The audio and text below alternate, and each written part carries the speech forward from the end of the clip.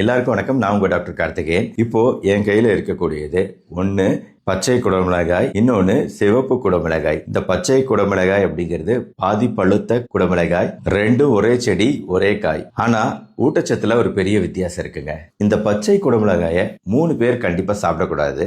அதை இந்த வீடியோல நீங்க தெரிஞ்சுக்குவீங்க.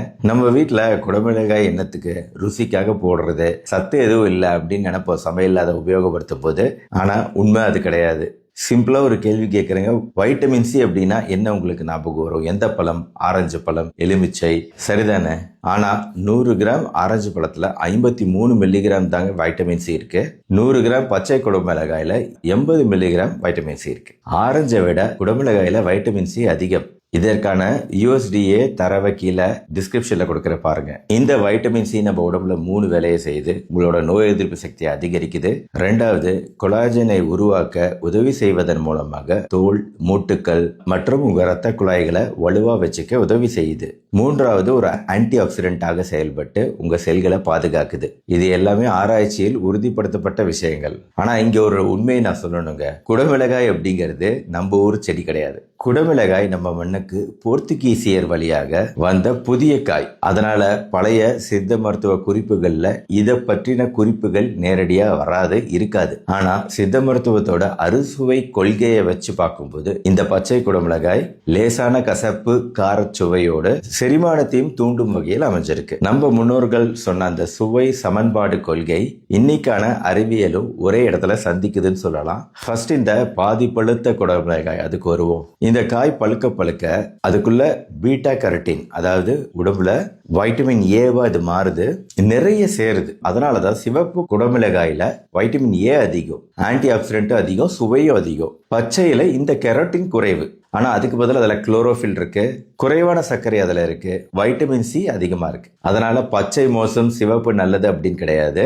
2க்கும் 2 பலம். சர்க்கரை கம்மியா இருக்கணும், கலோரி கம்மியா வேணும் அப்படின்னா பச்சை குடமிளகாய். வைட்டமின் ஏ வேணும், கொஞ்சம் இனிப்பு சுவை வேணும் அப்படின்னா குழந்தைகளுக்கு எல்லாம் கொடுக்கக்கூடிய வகையில் இருக்கணும்னா சிவப்பு குடமிளகாய். அதனால சர்க்கரை நோய் உள்ளவங்களுக்கு பச்சை குடமிளகாய் ஒரு நல்ல தீர்வு. கலோரி கம்மி, நார்ச்சத்து அதிகம். கிளைசெமிக் இண்டெக்ஸ் தாக்கம், ரத்த சர்க்கரையை ஏற்றும் தாக்கமும் ரொம்ப குறைவு. எடையை கட்டுப்படுத்துறவங்களுக்கும் வெயிட் லாஸ் ட்ரை பண்றவங்களுக்கும் கண் ஆரோக்கியத்துக்கும் நல்லது சிவப்பு குடமிளகாய். லூட்டின், ஜியாசாந்தின் அப்படிங்கிற 2 சத்துக்கள் இதுல இருக்கு. ஆனாலுமே இதெல்லாம் இருந்துமே இது மருந்து கிடையாது. இது ஒரு சத்தான உணவு தான். ஆனா ஒரு முக்கிய குறிப்பு, வைட்டமின் சி அப்படிங்கிறது வெப்பத்தில் அழியக்கூடியது. நீண்ட நேரம் வதக்கக்கூடாது, லைட்டா தாளிக்கலாம். சாலட்ல அப்படியே சேர்த்து சாப்பிட்டா அதோட சத்துக்கள் முழுமையா கிடைக்கும். அது ஃபுல்லா குழம்புல, நல்ல சூடுல, சாம்பார்ல இதுலயாவது வதங்குச்சு அப்படின்னா நான் சொன்ன நன்மைகள்லாம் அப்படியே போயிடுது. சரி, இதை 3 பேர் சாப்பிடக்கூடாதுன்னு சொன்னேனே, யாராருங்க? வயிற்றில் அமிலம், GERD, நெஞ்சு அதிகரிப்பு பிரச்சனை உள்ளவங்களுக்கு பச்சை குடமிளகாயோட வெளித்தோல் மெழுகு மாதிரி அந்த தோல் இருக்கு, வேக்சி ஸ்கின். அதனாலதான் அது பார்க்கறதுக்கு அழகா இருக்கு. சிலருக்கு இது செரிமானத்துக்கு கடினமா இருக்கு. பச்சை அதிகம் சாப்பிட்டா வாயு, எரிச்சல்லாம் அதிகமா வரலாம். இவங்கெல்லாம் தோலை உரிச்சு வேக வச்சு சாப்பிடலாம்.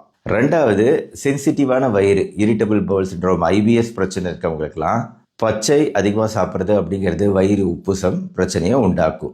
3வது, குடமிளகாய் ஒரு நைட் ஷேடு வெரைட்டியை சேர்ந்த ஒரு உணவுன்னு சொல்லலாம். அதாவது மணத்தக்காளி கீரை கூட நைட் ஷேடு தான் சொல்லுவோம். இந்த மாதிரி நைட் ஷேடு வகை பழங்கள், செடிகள்ல ஒரு விதமான நச்சுத்தன்மை இருக்கத்தான் செய்யுது. சில பேருக்கு அது அலர்ஜியை ஏற்படுத்துது. அரிதான விஷயம்தான். ஆனா காரணமே இல்லாம உங்களுக்கு ஒரு அலர்ஜி ஏற்படுது அப்படின்னா முந்தின நாள் நம்ம ஏதாவது புதுசா குடமிளகாய் சாப்பிட்டோமா அப்படின்னு யோசிச்சு பாருங்க. ஒருவேளை இருக்கலாம். இது பயமுறுத்துறது கிடையாதுங்க. பெரும்பாலானவங்களுக்கு மிகவும் பாதுகாப்பான உணவு தான், சத்தான காய். இருந்தாலும் ஒரு எச்சரிக்கை தான், சமைக்கும் போது லேசா சமைச்சு சாப்பிட்டீங்கன்னா சத்து முழுமையா நம்மளுக்கு கிடைக்குது. ஆக இன்னைக்கு நம்ம என்ன கத்துக்கிட்டோங்க? பச்சை குடமிளகாய் ஆரஞ்சை விட வைட்டமின் சி அதிகம் உள்ளது. சிவப்பு குடமிளகாயில் வைட்டமின் ஏ அதிகம். அதனால 2ஐயும் மாத்தி மாத்தி நம்ம உணவு முறையில சேர்த்துக்கலாம். சென்சிட்டிவான வயிறு உங்களுக்கு இருக்குன்னா அடிக்கடி சேர்த்துக்க வேண்டாம். மற்றபடி நீங்க யூஸ் பண்றீங்களா இந்த காயை, எப்படி யூஸ் பண்றீங்க அப்படிங்கறத கமெண்ட் செக்ஷன்ல சொல்லுங்க.